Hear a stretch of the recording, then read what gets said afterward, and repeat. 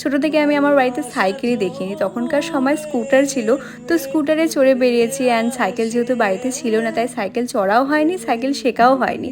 তো এখন এই বুড়ো বয়সে সাইকেল শেখাও হবে না, তাই রাতুল সাইকেল নিয়েছে।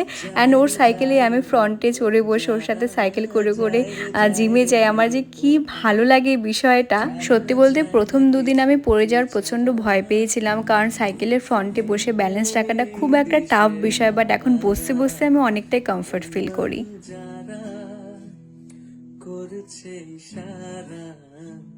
এই তো টুকটুক করে চলে আসলাম আমরা জিমে। জিমে আসার পরে আমাদের সব বন্ধুবান্ধবের সাথে এখন দেখা হচ্ছে। জিমে আসার পরে আমরা সত্যি বলতে দুজনে আমাদের কলেজ লাইফটাকে ফিরে পেয়েছি, কারণ সত্যি বলতে আমি আর রাতুল দুজনেই কলেজ লাইফটাকে একদম এনজয় করতে পারিনি। কারণ কলেজে ঢোকা মাত্রই আমরা একটা প্রফেশনেও ঢুকে যাই, অ্যান্ড প্রফেশন কলেজ দুটাকে ব্যালেন্সে রাখা সত্যি ভীষণ টাফ ব্যাপার। বিগিনার্স যখন ছিলাম তখন কলেজ লাইফটাকে সেভাবে